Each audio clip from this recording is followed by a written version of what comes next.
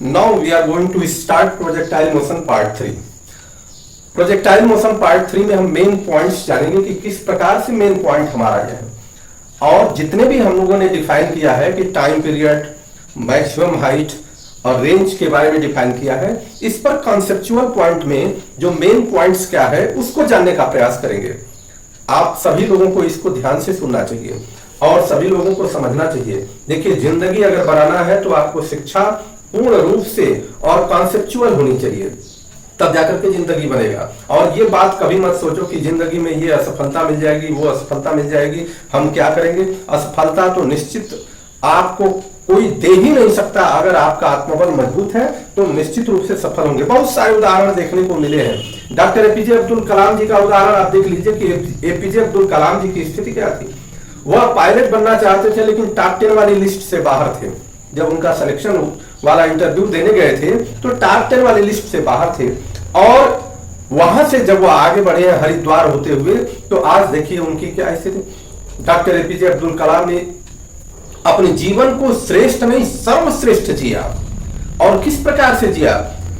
भारत के जो सर्वोच्च पद है उस सर्वोच्च पद को प्राप्त किया क्योंकि उनके अंदर सरलता थी, उनके अंदर आत्मविश्वास मजबूत था और अपने काम के प्रति, अपने टारगेट के प्रति वह एकदम सजग रहते थे। हम सभी लोगों को सजग रहने की आवश्यकता है। प्रोजेक्टाइल मोशन के अगले पार्ट में हम जो देखना चाह रहे हैं, हम ये समझना चाह रहे हैं कि हमने 3 फार्मूले निकाले। T = 2u sin θ/g, ये सिंपल है, बेसिक कॉन्सेप्ट पर। Second, H = u² sin² θ/2g। Third, R = u² sin 2θ/g। अब ये देखिए इसके मेन पॉइंट्स क्या होंगे। हमने एक जनरल फिगर बना दिया जो पिछले पार्ट में हमने बनाया है, जिसको देखना चाहते हैं तो अगले वाले में जाकर के आप देख सकते हैं। और इस मेन पॉइंट्स में ये होगा कि टाइम, सबसे पहली बात है कि अगर कहीं क्वेश्चन आता है कि किसी भी ऑब्जेक्ट को अगर हम एटमॉस्फेयर में फेंकते हैं तो कितने एंगल पर फेंकें कि वह ऑब्जेक्ट मैक्सिमम टाइम तक वह पृथ्वी से ऊपर की तरफ है। तो ये तब होगा, टाइम पीरियड निकालना होगा। टाइम पीरियड कब होगा? साइन थीटा = जब 1 होगा तभी जाकर के इसकी वैल्यू मैक्सिमम हो सकती है, टी मैक्सिमम। अर्थात साइन थीटा की वैल्यू 1 कब होगा? जब थीटा = 90 डिग्री होगा। अर्थात टी मैक्सिमम = 2u/g, ये होगा फर्स्ट पॉइंट।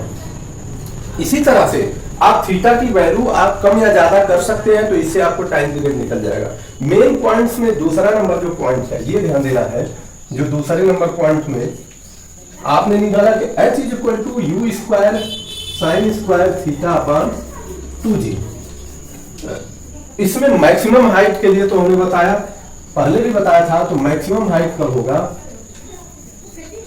मैक्सिमम हाइट तक कोई भी पार्टिकल तभी जा सकता है when sin θ = 1, when sin θ = 1, अर्थात sin 90 डिग्री, अर्थात θ = 90 डिग्री।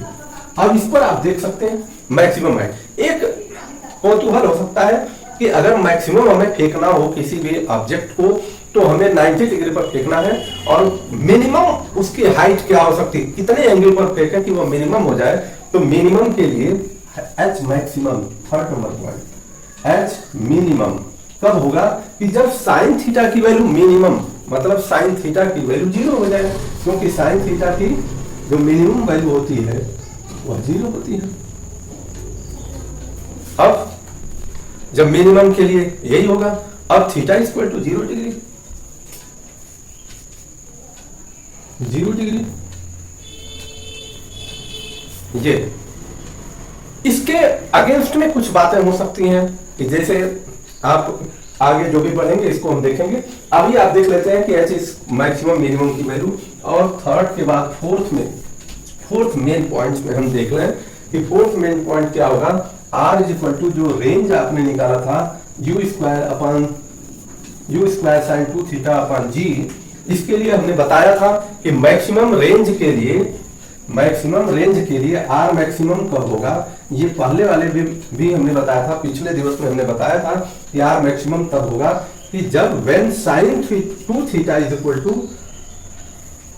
sin 90 डिग्री और दिस = 1, मतलब साइन की वैल्यू मैक्सिमम जब होगी तभी ये मैक्सिमम होगा। अर्थात मैक्सिमम का साइन की मैक्सिमम वैल्यू 1 होती है और वो 90 डिग्री के लिए होती है, और 2 theta is equal to 90 degree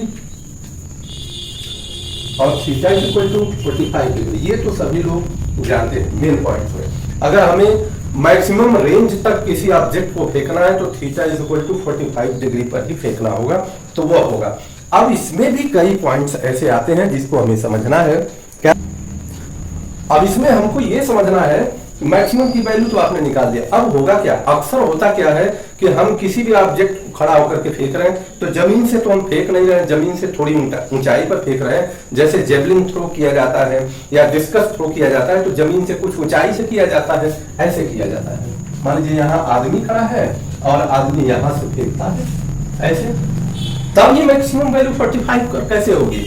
इसका सेंस ये है कि अगर आप जमीन से थोड़ी ऊंचाई से आप फेंकते हैं तो 45 डिग्री से कम, थोड़ा सा कम एंगल बनाना पड़ेगा और तब जाकर के इसकी वैल्यू मैक्सिमम होगी। क्योंकि तभी जाकर के ये आगे वाले, कभी हम इसमें पार्ट जब आप लोगों को पढ़ाएंगे तो ये आप लोग जान पाएंगे कि एग्जैक्ट कितना करेंगे। लेकिन पहले तो ये समझ लीजिए जितनी ऊंचाई पर जाएंगे, जितनी जमीन से जितनी ऊंचाई से हम किसी ऑब्जेक्ट को फेंकेंगे तो वो 45 से थोड़ा सा उसका कम कर देना होगा, तभी जाकर के वो मैक्सिमम रेंज कवर करेगी। अगर वही जमीन के नीचे से हम जाकर के फेंकें तो 45 से फिर बढ़ाना पड़ेगा।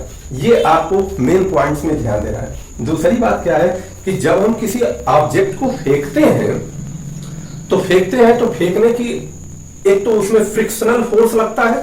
फ्रिक्शनल फोर्स कैसा लगता है? एटमॉस्फेयर का फ्रिक्शनल फोर्स लगता है, ग्रेविटेशनल फोर्स लगता है, जिसके कारण वो ऑब्जेक्ट पैराबोलिक पाथ होते हुए वो फिर से जमीन पर आ जाता है। तो उस फ्रिक्शनल फोर्स के कारण वो आता है। अगर फ्रिक्शनल फोर्स 0 कर दिया जाए तब क्या होगा? तो पैराबोलिक पाथ नहीं बनेगा। या फ्रिक्शनल फोर्स की बात छोड़ दीजिए, अगर स्पीड को इतना तेज कर दिया जाए, आगे हम कभी पढ़ेंगे स्केल वेलोसिटी इत्यादि में भी, स्पीड को अगर बहुत तेज कर दें तो उस पर ग्रेविटेशनल एक्सेलरेशन की वैल्यू कम हो जाएगी और जिसके कारण उसका पाथ पैराबोलिक नहीं बनेगा। मतलब ये हुआ कि अगर आप किसी बंदूक से किसी व्यक्ति को मारते हैं या किसी बंदर को मारते हैं या कोई निशाना साधते हैं, ऐसे कि मान लीजिए हम यहाँ खड़े हैं और ये बंदूक हमारी है और यहाँ ये पेड़ पर ये बंदर बैठा हुआ है या कोई बैठा हुआ है, तो इसको, ये जनरल जो हमारा कैलकुलेशन है कि जब इसको हम दागते हैं तो ये प्रोजेक्टाइल पाथ लेते हुए नीचे आता है।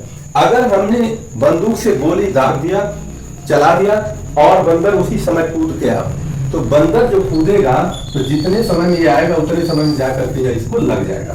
दूसरी बात, अगर हम इसका इतना ज्यादा तेज इसकी गोली हो, बहुत स्पीड हो, तो इसका ग्रेविटेशनल एक्सेलरेशन कम हो जाएगा, जिसके कारण ये पैराबोलिक पाथ भी नहीं बनेगा और बंदर कूद जाएगा और गोली ऊपर चली जाएगी, ऐसे होते हुए दूर चली जाएगी। तो इसको हमें ध्यान से समझना होगा कि ऐसे दूर चली जाएगी, जिसके कारण हमारा ये तीव्रता, हमारा जो स्पीड होना चाहिए वह इतना ज्यादा नहीं होना चाहिए कि जी की वैल्यू कम हो जाए, ग्रेविटेशनल एक्सेलरेशन कम हो जाए, फोर्स कम हो जाए, ग्रेविटेशनल फोर्स कम हो जाए, ये सब नहीं होना चाहिए। इसका हमें ध्यान देने की आवश्यकता है। और ये भी ध्यान देने की आवश्यकता है कि अगर हमने इसके पहले भी जो बताया कि हम किसी फुटबॉल को अगर किक करते हैं तो हम पैर से करते हैं, फुटबॉल को अगर हम किक करते हैं तो पैर से करते हैं, तो ये पैराबोलिक पाथ ऑब्जेक्ट बनता है। 45 डिग्री पर अगर इसको हम मारते हैं तो ये मैक्सिमम रेंज तक जाकर के गिरेगा। लेकिन इसको यहां पर भी मार दिए तो यहां जा दीजिए, फिर यहां मार दिए। एक और विशेष बात है कि जब मैक्सिमम रेंज हम निकालेंगे u² sin 2 थीटा अपन जी पर, आपने जब मैक्सिमम रेंज कम निकाला था कि sin 2 theta is equal to जब 1 हो जाएगा तब जाकर के sin 2 theta is equal to sin 90 degree और दिस इज इक्वल टू 1, तो ये मैक्सिमम रेंज होगा। लेकिन एक और कंडीशन होता है, अगर हम किसी भी ऑब्जेक्ट को, मान लीजिए अब यहां पर देखा जाए थीटा की जगह पर sin 2 theta minus something theta 0, आप अगर पढ़े होंगे, कोई और एंगल देख लेते हैं, मतलब sine 90 minus theta cos theta होता है। लेकिन साइन ये देखिए 180 माइनस साइन 180 माइनस थीटा कितना होता है? साइन 180 माइनस थीटा फिर साइन थीटा होता है। अर्थात अगर हम थीटा की वैल्यू 30 डिग्री रखते हैं तो जितना रेंज आएगा और वही थीटा की वैल्यू 90 माइनस 30 कर दें तो ये 60 डिग्री हो जाएगा, तो भी उतना ही रेंज जाएगा। अर्थात ये हुआ कि ये 30 डिग्री पर अगर हम फेंकते हैं, इसको मारते हैं, किक करते हैं, तो इसका जितना रेंज होगा उतना ही रेंज 60 डिग्री पर भी होगा।